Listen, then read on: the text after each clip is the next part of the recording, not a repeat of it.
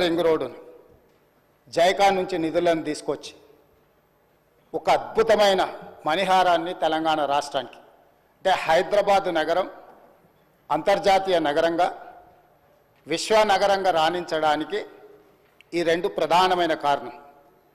అంతర్జాతీయ airport, outer ring road, IT కంపెనీలు, pharma కంపెనీలు ఈ తెలంగాణ రాష్ట్ర ఆదాయంలో 60-65% ఈరోజు మన బడ్జెట్లో వస్తుంది అని అంటే ఆనాడు కాంగ్రెస్ పార్టీ తీసుకున్న నిర్ణయాల వల్ల ఈరోజు ఈ రాష్ట్ర ఆదాయం అత్యధికంగా పెరిగింది.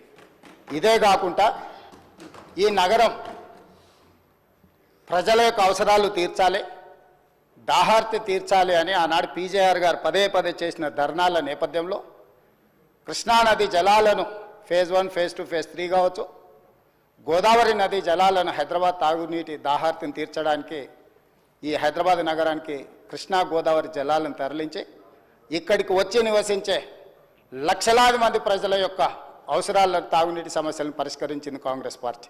ఇదే కాకుండా ప్రపంచ నగరంతో పాటు పోటీ పడాలి అని అంటే ఈ దేశంలోనే అద్భుతమైన నగరంగా హైదరాబాద్ నగరం రాణించాలి అని అంటే మెట్రో రైలు ఉండాలి, మెట్రో అంతర్జాతీయ ప్రమాణాలతో ఉండాలి అని ఆనాడు పబ్లిక్ ప్రైవేట్ పార్ట్నర్షిప్లో ఈ నగరానికి మెట్రో రైలును తీసుకొచ్చి ఈ నగరాన్ని ప్రపంచ చిత్రపటంలో కాంగ్రెస్ పార్టీ పెట్టింది. అంటే ఈరోజు ఈ నగరం అంతర్జాతీయ నగరంగా రాణించడానికి కారణం కృష్ణా గోదావరి నదీ జలాలు, ఔటర్ రింగ్ రోడ్డు, అంతర్జాతీయ ఎయిర్పోర్టు, మెట్రో రైలు, ఐటీ కంపెనీలు, ఫార్మా కంపెనీలు, శాంతి భద్రతలను కాపాడడం, మత సామరస్యాన్ని పెంపొందించడం, ఇలాంటి ఎన్నో విధానపరమైన నిర్ణయాలు, కఠినమైన నిర్ణయాలు, రోజుకు 24 గంటలు నిరంతర విద్యుత్తు, ఒక్క నిమిషం కూడా పరిశ్రమలకు విద్యుత్ కోతలు ఉండకూడదు, 100% రోజుకు 24 గంటలు సంవత్సరానికి 365 రోజులు విద్యుత్తు సరఫరాను నిరంతరాయంగా అందించినప్పుడే ఈ నగరానికి ప్రపంచ స్థాయి పెట్టుబడులు వచ్చి పరిశ్రమలు వచ్చి ఈ నగరం అభివృద్ధి చెందుతుంది.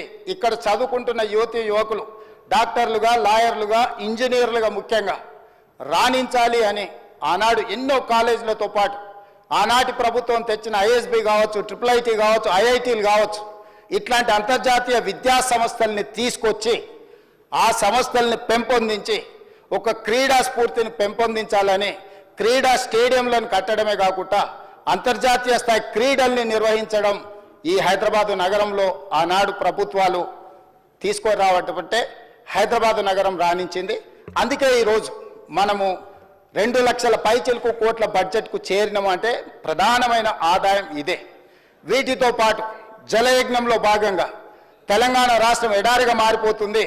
ఈ రాష్ట్రంలో సాగునీటిని మొత్తం ప్రతి ఎకరాకు అందించాలన్న ఒక లక్ష్యంతో జలయజ్ఞంలో భాగంగా కల్వకుర్తి కావచ్చు, భీమా కావచ్చు, నెట్టంపాడు కావచ్చు, కోయిల్ సాగర్ కావచ్చు, జూరాల పునరుద్ధరణ కావచ్చు, లేకపోతే RDS ప్రాజెక్టులు కావచ్చు, లేకపోతే శ్రీరామ్ సాగర్ కావచ్చు, శ్రీపాద ఎల్లంపల్లి కావచ్చు, ప్రాణహిత చేవెళ్ళ కావచ్చు, తుమ్మిడిహెట్టి దగ్గర ప్రాజెక్టు నిర్మించడం ద్వారా 38,000 కోట్ల రూపాయలతోని 16 లక్షల ఎకరాలకు నీళ్లు అందించాలి.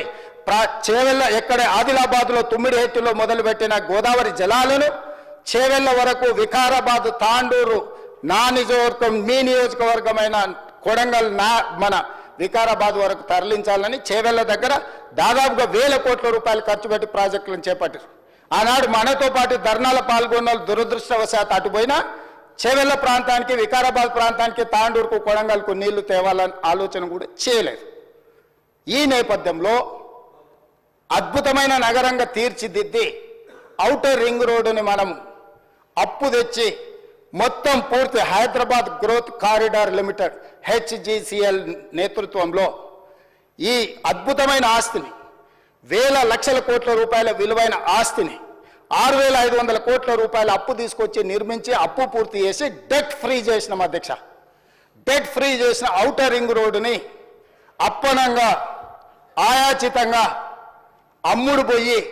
అమ్ముకొని ఎన్నికల ముందు హడావిడిగా వాళ్ళకి క్లియర్గా తెలుసు ప్రజలు తిరస్కరించారు, ప్రజలు ఓడించబోతున్నారు, ప్రజలు బొంద పెట్టబోతున్నారని తెలిసి ఉన్నదల్లా తెగ నమ్ముకొని దేశం విడిచి పారిపోవాలన్న ఆలోచనతోనే ఔటర్ రింగ్ రోడ్డుని అమ్ముకున్నారు. అయితే ఈరోజు మాజీ ఆర్థిక శాఖ మంత్రి, ఎందుకంటే వారు ఆర్థిక శాఖ మంత్రిగా ఉన్నప్పుడే అది అమ్మిండ్రు, ఈరోజు వారే డిమాండ్ చేసిండ్రు ఈ ఔటర్ రింగ్ రోడ్ అమ్మకం మీద మీరు విచారణ ఇయ్యండి అని.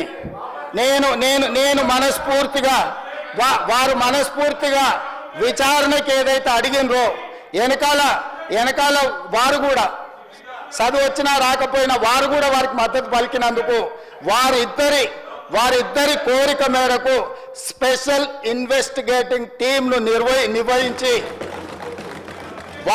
ప్రధాన ప్రతిపక్షం కోరిక మేరకు ఔటర్ రింగ్ రోడ్డు టెండర్కు సంబంధించి ప్రైవేటు సంస్థలకు కట్టబెట్టిన విధానాల మీద ఈ సభ ద్వారా ఈ సభ్యులందరి ఆమోదంతో విచారణకు నేను ఆదేశిస్తున్నా.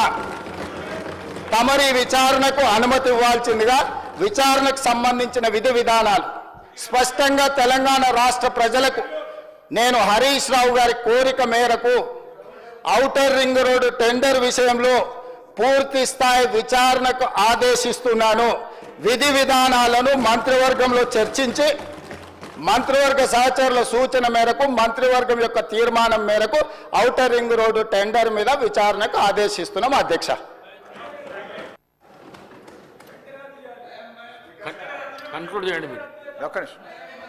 నేను అందులోకి పోను కానీ సార్ రికార్డులు వెరిఫై చేస్తే మీకు తెలుస్తుంది. నేను ఎక్కడ కూడా విచారణ వేయమని అనలే. అక్కడి నుంచి బట్టి గారు లేచి వి వెల్కమ్ విచారణ, దానికి మేము వెనకకు పోము, వి వెల్కమ్. కానీ విషయం చెప్పదలుచుకున్నా అంటే ఎంత కన్వీనియంట్గా ముఖ్యమంత్రి గారు మాట మారుస్తారనేది రాష్ట్ర ప్రజలకు మీకు రికార్డులు చూస్తే తెలుస్తుంది. బట్టి గారు లేచి పదే మీలాగా ఓఆర్ఆర్ అమ్ముకోలేదంటే మీకు అంత ఇష్టం లేకపోతే దాన్ని రద్దు చేయండి, వాపస్ తీసుకోండి అని నేను అన్నా. అయితే ఇప్పుడు ముఖ్యమంత్రి గారు లేచి సరే విచారణ వేస్తామన్నారు, వి వెల్కమ్. కానీ నేను ఈ సందర్భంగా కోరేది ఏంటంటే ముందు రద్దు చేసి ఆ విచారణకు ఆదేశించండి, రద్దు చేయండి అని చెప్పి ఆ టెండర్లు రద్దు చేసి విచారణకు ఆదేశించాలని మీ ద్వారా కోరుతా ఉన్నాను. ఇకపోతే అధ్యక్ష నీకు దాంట్లో పోతే డైవర్ట్ అవుతుంది కనుక I will come back to అప్పులు. ఇకపోతే అధ్యక్ష కన్క్లూడ్ చేయండి హరీష్ రావు గారు. అరే ఎక్కడ సార్ ఇంకా సగం కూడా కాలేదు.